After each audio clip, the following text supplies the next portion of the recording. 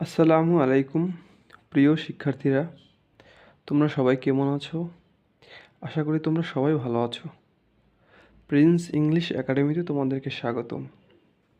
তা আজকের আমি তোমাদের জন্য একটা খুবই গুরুত্বপূর্ণ একটা টপিকস নিয়ে আসছি, যেটা তোমরা থাম্বনেল দেখেই বুঝতে পেরেছো, যে সিভি উইথ কভার লেটার, যেটা এসএসসি, এইচএসসি পরীক্ষার্থী এবং যারা চাকরি প্রত্যাশী আছে সবার জন্যই খুবই গুরুত্বপূর্ণ। যারা এসএসসি, এইচএসসি পরীক্ষার্থী তাদের এই টপিকসটা আছে। তো তোমরা কিভাবে সিভির সাথে কভার লেটার একেবারে ফর্মাল ওয়েতে, অর্থাৎ সঠিক নিয়মে লেখা যায়, সেই নিয়মটাকে আমি আজকে তোমাদেরকে খুব সহজ করে বোঝাবো। এবং আরও একটা বিষয় এখানে বলে রাখি, যে তোমরা এই মাত্র এই একটা মানে সিভি উইথ কভার লেটার একটা দেখাবো, ফর্মেট দেখাবো, এটা দেখেই এটা ভালোভাবে বোঝার মাধ্যমেই তোমরা কিভাবে অন্য যে কোনো কভার লেটার লিখতে পারো, সিভি উইথ কভার লেটারটা লিখতে পারো। শুধু একটা পড়বা, তোমাদের হাতে বেশি সময়ও নাই, 20, 25, 30টা পরে মানে ঘন্টার পর ঘন্টা সময় নষ্ট না করে, হ্যাঁ, একটা মাত্র এই টপিক্সটা একটু মন দিয়ে পড়বা, না টেনে সম্পূর্ণভাবে একটু বোঝার চেষ্টা করবা। এই একটা মানে সিভি বা উইথ কভার লেটার, এটা বোঝার মাধ্যমে এটা তোমরা আশা করি সকল ধরনের কভার লেটার লিখতে পারবা। তো চলো আমরা শুরু করি। আর চাকরি প্রত্যাশী যারা আছে তাদের কাছে বলতেছি, আপনারা জানেন না কিভাবে, অনেকেই জানেন না বা অনেকেই অ্যাপ্লাই করেন, কিন্তু যে দেখা যাচ্ছে যে আপনাদেরকে ডাকা হয় না, হ্যাঁ, ভাইবার জন্য ডাকা হয় না। এর একমাত্র কারণ হচ্ছে আপনারা সঠিক নিয়মে কভার লেটার, সিভির সাথে কভার লেটার লিখতে পারেন না, মানে কভার লেটারের সাথে সিভিটা দিতে পারেন না, কীভাবে লেখে জানেন না, ফর্মাল নিয়মটা জানেন না।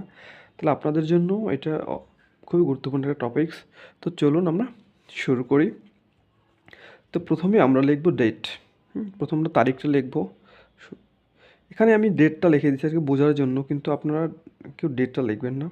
সবাই যারা মানে এসএসসি পরীক্ষার্থী বা অন্য যারাই দেখতেছো, হ্যাঁ, প্রথমে ডেট দিয়ে শুরু করবা, তবে ডেটটা লেখার দরকার নেই, আমি বোঝার জন্য দিছি। তারপর এখানে অ্যাড্রেস। তাহলে এখানে ওই অ্যাড্রেসটা দিবা যদি পরীক্ষার মানে প্রশ্নপত্রে যদি কোনো অ্যাড্রেস উল্লেখ করে থাকে, তবে সেই অ্যাড্রেসটা দিবা, অথবা যদি না দেয় তবে তোমার মন মতন যে কোনো একটা অ্যাড্রেস তুমি দিয়ে দিবা।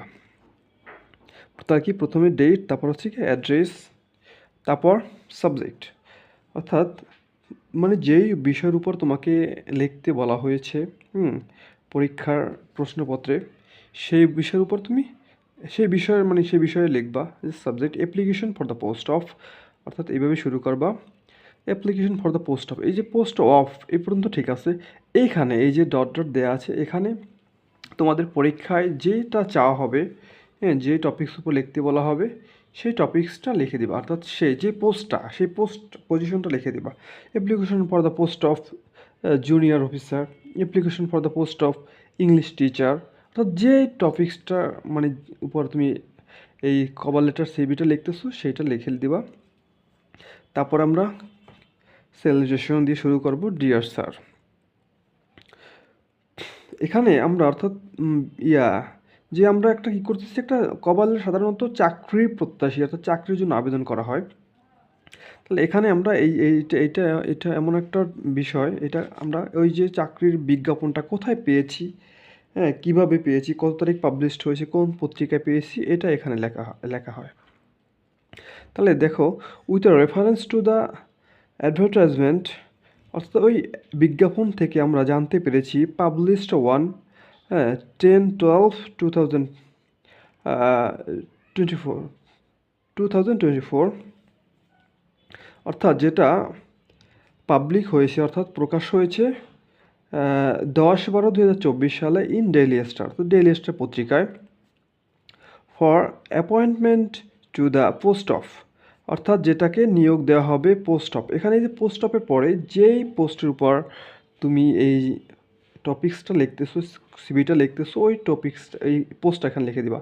এখানেও যে বলেছিলাম, যেমন ইংলিশ টিচার, হ্যাঁ, application for the post of English teacher, এখানে লিখে দিবা appointment to the post of English teacher. তো ইংলিশ টিচার কিসের, ইন ইউর স্কুল, যদি যেটা মানে উপর তুমি লিখবা, স্কুল যদি থাকে স্কুল লিখবা, আর কলেজ উল্লেখ করা থাকলে কলেজ লিখবা, যদি কোনো ইনস্টিটিউশন প্রতিষ্ঠান লেখা থাকে সেই প্রতিষ্ঠানের নামটা লিখবা, অথবা যদিও কোনো এরকম কোনো কিছু উল্লেখ না থাকে তবে আন্ডার ইউ এভাবে লিখবা। হ্যাঁ, আর যদি কোনো স্কুল কলেজ বা প্রতিষ্ঠানের নাম থাকে সেটা লিখে দেবা। তারপর দেখো, I back to offer myself, আমি আমাকে মানে চাকরির জন্য অফার করতেছি, হ্যাঁ, as one the as one the candidate, অর্থাৎ একজন ক্যান্ডিডেট বা প্রতিদ্বন্দ্বী হিসাবে ফর দ্য পোস্ট, ওই পোস্টের জন্য, অ্যান্ড ফার্নিশ দ্য ফলোয়িং, হ্যাঁ, পার্টিকুলার্স, অর্থাৎ আমি আমার বায়োডাটা অর্থাৎ আমার জীবন বৃত্তান্তটাকে আমি নিচে উল্লেখ করলাম বা তুলে ধরলাম, ফর ইউর সিম্প্যাথেটিক কনসিডারেশন, আপনার সদয়পূর্ণ বিবেচনার জন্য। তারপরে লিখব আমরা, I hope that you will give me an opportunity, আমি আশা করছি যে আপনি অবশ্যই আমাকে একটা সুযোগ দিবেন, টু প্রুভ মাই কম্পিটেন্স, আমার যোগ্যতাটাকে প্রমাণ করার জন্য, ফর দ্য পোস্ট, এই পোস্টের জন্য, এটা লিখবা। তারপরে এটা সব ক্ষেত্রেই এক, অর্থাৎ তুমি যেই সিভিটাই লেখো বা যেই কভার লেটারটাই লেখো এটা সম্পূর্ণ এক। তারপর লাস্টে গিয়া ইউর ওবিডিয়েন্টলি, আপনার বাধ্যগত মিস্টার ওয়াই, এখানে মিস্টার ওয়াই লিখছি এই জন্য যে এখানে যদি ওই মানে প্রশ্নপত্রে কোনো নাম উল্লেখ থাকে সেই নামটা লিখবা, হ্যাঁ, অথবা যদি এরকম না থাকে তোমার কাল্পনিক মনে যে নাম ধরে সেই নামটা লিখে দিবা। তাহলে দেখো এখানে মাত্র দুইটা বিষয় আছে, যে এই যে অ্যাপ্লিকেশন ফর দ্য পোস্ট, এটা এখানে তোমার ওই পজিশনটা দিবা, পোস্টটা দিবা, উল্লেখ করবা, আর এখানেও ওই পোস্টটা দিবা, আর এখানে তোমার ওই কলেজ বা প্রতিষ্ঠান যে প্রতিষ্ঠানের উপর লিখতেছো ওই প্রতিষ্ঠানের নামটা দেবা। এতটুকুই শুধু, একটা অন্যটার থেকে আলাদা। তাহলে আমরা এতটুকু শুধু একটা কভার লেটার লেখার মাধ্যমেই সমস্ত কভার লেটার লিখতে পারবো। তারপরে আমরা দেখি সিভি, কীভাবে আমরা সিভিটা লিখবো, সিভিটা উল্লেখ করি, সিভিটা দেখি। তো এবার আমরা সিভিটা দেখি, অর্থাৎ কভার লেটারের সাথে আমরা যে সিভিটা উল্লেখ করব। তাহলে আমরা প্রথমেই লিখবো, আমরা সংক্ষেপে লিখবো না, একটা কথা তোমাদের বলে রাখি, তোমরা অর্থাৎ পূর্ণরূপ লিখবে, যে কারিকুলাম ভিটায়, হ্যাঁ, এটা পূর্ণরূপ লিখবে। তাহলে আমরা প্রথমে সিভিতে কী লিখলাম, নাম লিখবো। হ্যাঁ, প্রথম নাম মিস্টার ওয়াই, ওই যে ওখানে ইউর ওবিডিয়েন্টলি মিস্টার ওয়াই, অর্থাৎ ওখানে নামের সাথে কিন্তু এটা মিল থাকবে, ওই নামটা লিখবা, ওখানে যে নামটা লিখবা। তারপর ফাদার্স নেম, আমি একটা কাল্পনিক নাম দিছি মিস্টার এস। মাদার্স নেম, হ্যাঁ, mister S x. Present address, হ্যাঁ, আমি একটা কাল্পনিক অ্যাড্রেস দিছি যাত্রাবাড়ি ঢাকা, ওখানে যদি কোনো অ্যাড্রেস উল্লেখ থাকে প্রশ্নপত্রে বা চাকরি প্রত্যাশীতে যদি কেউ আবেদন করে থাকে যে অ্যাড্রেসটা, হ্যাঁ, মানে এটা হলো গিয়া তোমার অ্যাড্রেস, তুমি যেখানে থাকো সেই অ্যাড্রেসটা দিবা। তারপর পার্মানেন্ট অ্যাড্রেস, হ্যাঁ, স্থায়ী ঠিকানা, এখানে তুমি যেখানে স্থায়ী ঠিকানা সেটা দেবা। তোমার স্থায়ী ঠিকানা যদি একই হয় তাহলে সেটা দিবা, এটা উপরে যেটা এটা দেবা, আর যদি ভিন্ন হয় আলাদা হলে আলাদাভাবে দিবা। ডেট অফ বার্থ, জন্ম তারিখটা দিবা, আমি একটা কাল্পনিক জন্ম তারিখ দিয়েছি। রিলিজিয়ন ইসলাম, আমি ইসলাম দিয়েছি, যদি অন্য কেউ ধর্মের হয়ে থাকে সেটা দিবে। ন্যাশনালিটি বাংলাদেশি হলে বাংলাদেশি দিবা, ইন্ডিয়ান হলে ইন্ডিয়ান, যে দেশি হয়। ম্যারিটাল স্ট্যাটাস সিঙ্গেল, হ্যাঁ, আমি সিঙ্গেল দিলাম। হ্যাঁ, যদি কেউ ম্যারিড স্টুডেন্ট সাধারণত সিঙ্গেলই থাকে, যদি কোনো চাকরি প্রত্যাশী ম্যারিড হয়ে থাকে সে ম্যারিড দিবে। মোবাইল নাম্বারটা উল্লেখ করে দিবা এভাবে। আর যদি এভাবে আমি ডট ডট দিয়ে দিছি মাঝখানে, অর্থাৎ যদি চাকরি প্রত্যাশী হয়ে থাকো তাহলে সম্পূর্ণ মানে উল্লেখ করতে হবে মোবাইল নাম্বারটা, কারণ এই নাম্বারের সাথে যোগাযোগ করবে তারা। আর কোনো স্টুডেন্ট হলে এইভাবে লিখলেই হবে।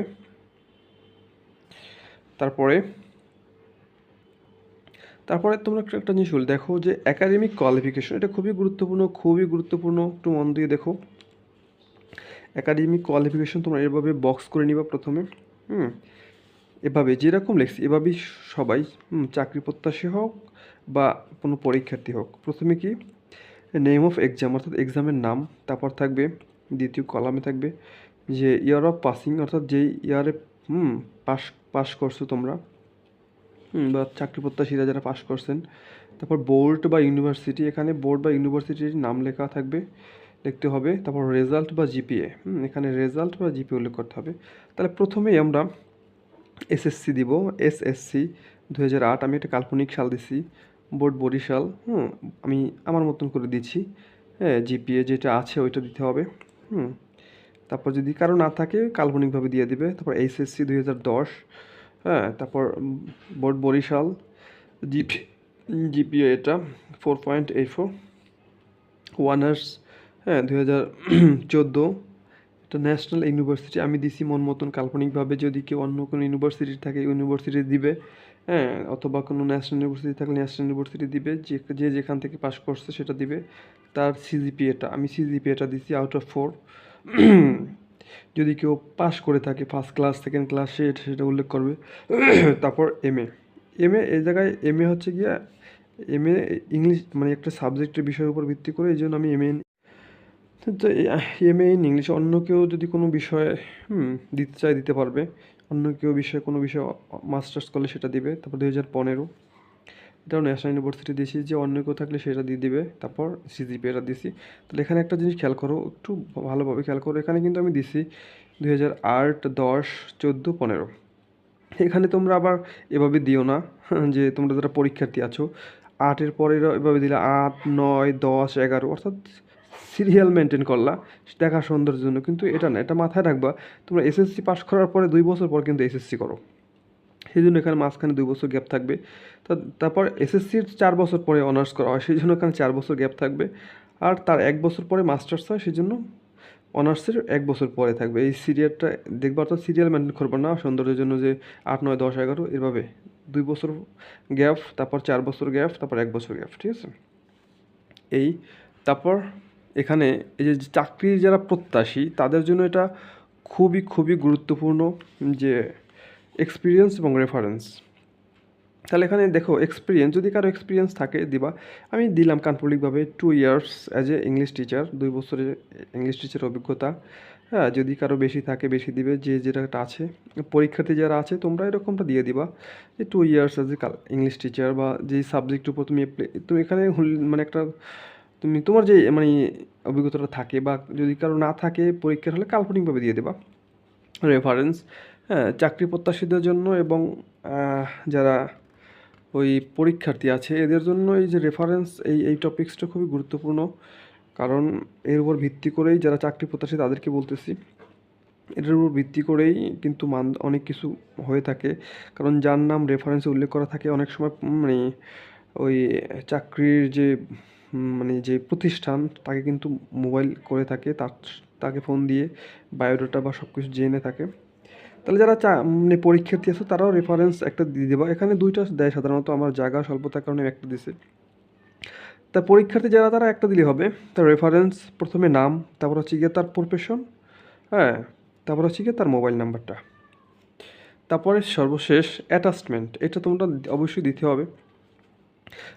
বলতে যদি অর্থাৎ এই সিভির সাথে কোনো কিছু অ্যাটাচড করে দিতে চাও, যারা চাকরি প্রত্যাশী যদি আপনারা কেউ অ্যাটাচড করে দিতে চান কোনো কিছু, তাহলে অ্যাটাচমেন্ট লিখে এখানে সেটা যেটা অ্যাটাচ করে দেবেন সেটা উল্লেখ করবেন। অ্যাটাচড টু আমি দিলাম আর কি পাসপোর্ট সাইজ ফটোস, অর্থাৎ 2টা পাসপোর্ট সাইজের ফটোকপি। যদি আরও কিছু থাকে যেটা আমরা অ্যাটাচড করে দিব সেটা এভাবে উল্লেখ করব। আর যারা পরীক্ষার্থী তারা অ্যাটাচমেন্ট লিখে এভাবে দিয়ে দিলা, ব্যাস।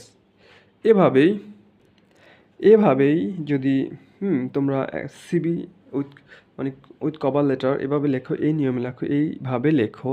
হ্যাঁ, যারা তোমরা মানে পরীক্ষার্থী আছো এসএসসি, বা যদি তোমাদের যারা জিএসসি বা হ্যাঁ বা অন্য ক্লাসও থেকে থাকে, এইভাবে লিখবা। এই নিয়মটা ফলো করলে আশা করি তোমরা একেবারে ফুল মার্কস, যদি 10 থাকে 10-এ 10 পাবা, 1 মার্কসও কমাতে পারবে না ইনশাল্লাহ।